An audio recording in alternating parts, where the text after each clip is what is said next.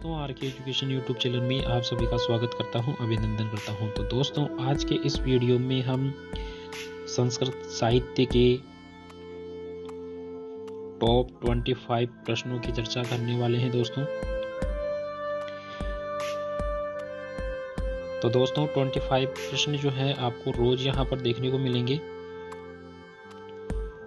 तो अगर आप चैनल पर नए हैं तो प्लीज़ चैनल को सब्सक्राइब करें और पास में जो बेल आइकन बनता है उस पर क्लिक करना ना भूलें। तो दोस्तों, आइए शुरू करते हैं आज का वीडियो।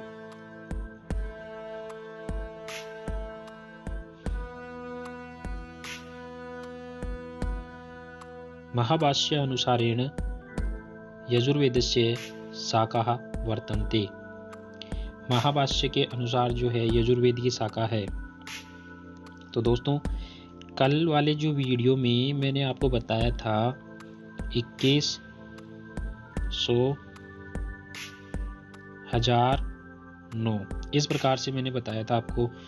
तो यह है ऋग्वेद की, यजुर्वेद, सामवेद और अथर्ववेद, इस प्रकार से मैंने बताया था। तो इस प्रश्न का जो आंसर है वो ऋग्वेद यजुर्वेद। तो इसके अनुसार जो है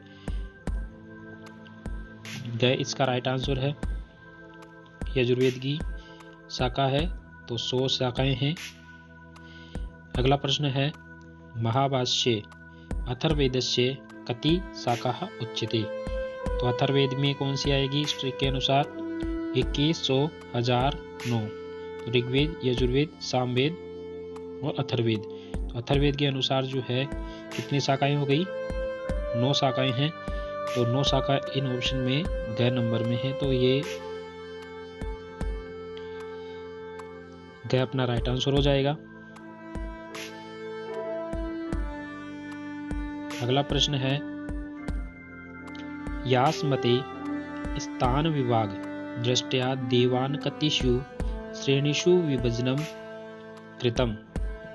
तो कितने भागों में जो है इसको बांटा गया है? तो इसका राइट आंसर है ख, 3 भागों में जो है इसको बांटा गया है। अगला प्रश्न है देवानाम स्थानत्रयम् वर्तन्ते। और 3 स्थान कौन कौन से हैं जहां पर देवता निवास करते हैं? तो इसका राइट आंसर है क, पृथ्वी, अंतरिक्ष और द्युस्थान। अगला प्रश्न है एकम सद्विप्रा बहुधा वदन्ति। ये सूक्ति कहां से ली गई है? एकम सद्विप्रा बहुधा वदन्ति। ये सूक्ति जो है वो ली गई है ऋग्वेद से। कहां से ली गई है? ऋग्वेद। इसका राइट आंसर हो जाएगा।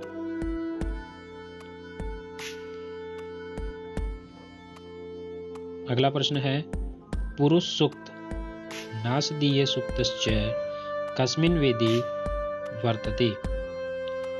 तो ये किस वेद में जो है उल्लेख किया गया है इसका?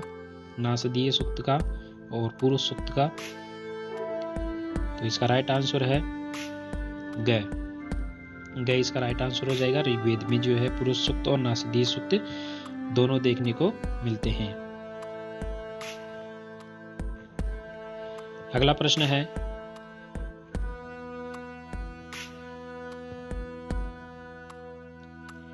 यज्ञकस्य देवस्य साक्षात् स्वरूपम उक्तम। तो ये किसका यहाँ पर वर्णन मिलता है? साक्षात स्वरूप किसका देखने को मिलता है? तो इसका राइट आंसर है विष्णु का। विष्णु इसका राइट आंसर हो जाएगा।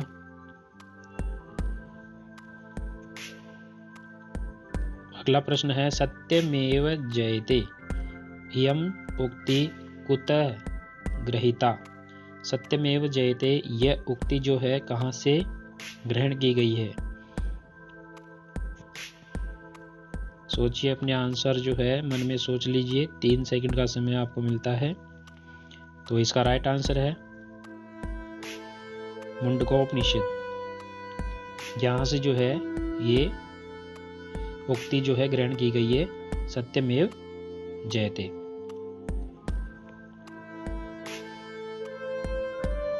अगला प्रश्न है मुक्तिकोपनिषदा धारणे उपनिषदानाम संख्या संति। इसमें उपनिषदों की संख्या बतानी है मुक्तिकोपनिषद में।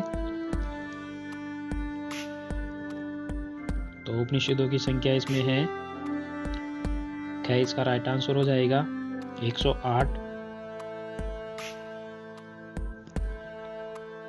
अगला प्रश्न है मातृदेवो भव पितृदेवो भव, यह कौन से उपनिषद से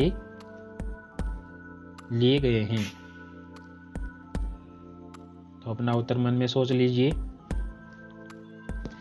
तो इसका राइट आंसर है ख तैत्तिरीयोपनिषद। अगर एग्जाम में आपसे पूछा जाता है कि मातृदेवो भव पितृदेवो भव कहाँ से लिया गया है, तो तैत्तिरीयोपनिषद से लिया गया है। अगला प्रश्न है यजुर्वेदस्य कति भागेषु विभक्तम अस्ति। यजुर्वेद को कितने भागों में बांटा गया है? तो इसका राइट आंसर है 2 भागों में बांटा गया है। अब 2 भाग कौन कौन से हैं? तो अगला प्रश्न है यजुर्वेदस्य भाग द्वयम अस्ति। कौन कौन से हैं वो 2 भाग?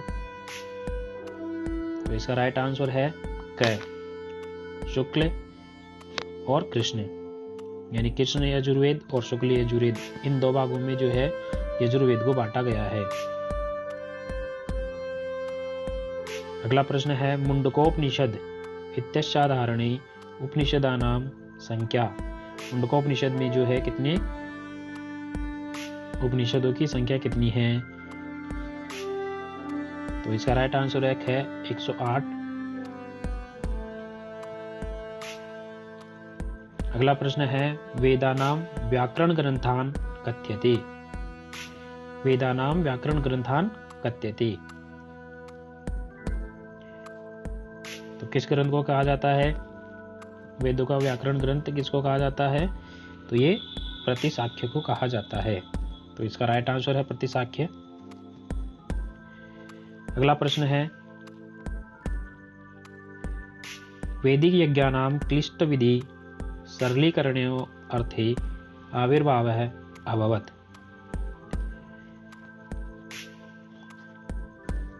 तो इसका राइट आंसर है द सूत्र ग्रंथान। सूत्र ग्रंथान इसका राइट आंसर है दोस्तों। अगला प्रश्न है सामवेदस्य भाग द्वयम अस्ति। सामवेद के भाग 2 कौन कौन से हैं वो आपको बताने हैं। तो मन में सोच लीजिए जल्दी से कौन सा है इसका उत्तर। तो इसका राइट आंसर है पूर्वार्चिका उत्तरार्चिका। इसका राइट आंसर है पूर्वार्चिका उत्तरार्चिका। ये सामवेद के भाग 2 हैं। अगला प्रश्न है यजुर्वेदस्य है वर्ण विषयक अस्ति।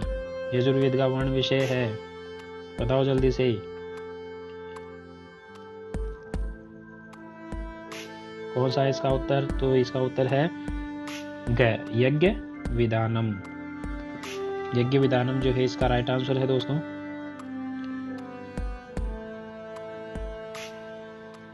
अगला प्रश्न है पृथ्वी सूक्त कस्मिन् वेदे अस्ति।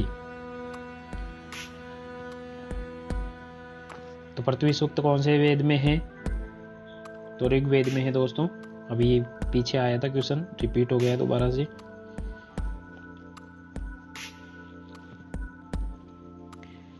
अगला प्रश्न है गोपत ब्राह्मण इति संबंधो अस्ति। गोपत ब्राह्मण का संबंध किस वेद से है? तो गोपत ब्राह्मण का संबंध जो है वो है अथर्ववेद से। कौन से वेद से है दोस्तों? अथर्ववेद से। बात करते हैं नेक्स्ट प्रश्न की। तो अगला जो प्रश्न है वो है वृद्धारण्योपनिषद संबंधितो अस्ति। वृद्धारण्योपनिषद जो है वो किस वेद से संबंधित है? तो इसका राइट आंसर है शुक्ल यजुर्वेद से। अगला प्रश्न है शाकल वास्कल संहिता संबंधितो अस्ति। शाकल वास्कल संहिता जो है वो किससे संबंधित है? तो ये ऋग्वेद से संबंधित है दोस्तों। अगला प्रश्न है तैत्तिरीयोपनिषद कस्मिन् वर्तते। तैत्तिरीयोपनिषद जो है किस में आता है, किस वेद में आता है? तो तैत्तिरीयोपनिषद आता है आपके कृष्ण यजुर्वेद में। किस में आता है दोस्तों? कृष्ण यजुर्वेद में। अगला प्रश्न है ऋग्वेदस्य संहिता वर्तन्ते। ऋग्वेद की संहिता के कितने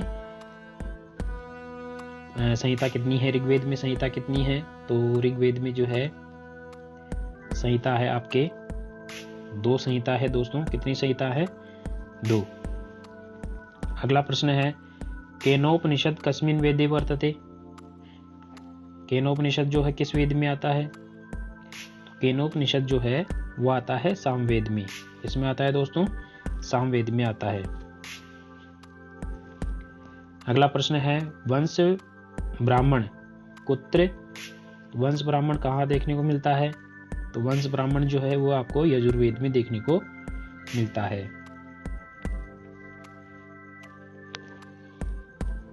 सामवेदीय संहिता। सामवेदीय संहिता अस्ति। सामवेदीय संहिता जो है आपको कहाँ देखने को मिलती है? तो ये है, इसका राइट आंसर है ख कोथुम रारणीय जेमनीय।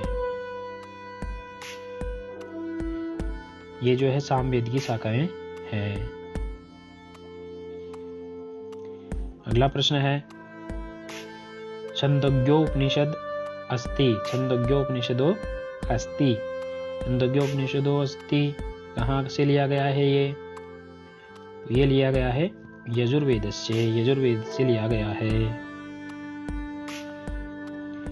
अगला प्रश्न है सामवेदस्य पंचविंश ब्राह्मणस्य अपर नाम किम। सामवेद का जो पंचविंश ब्राह्मण है उसका दूसरा नाम क्या है? तो दूसरा नाम बताना है आपको।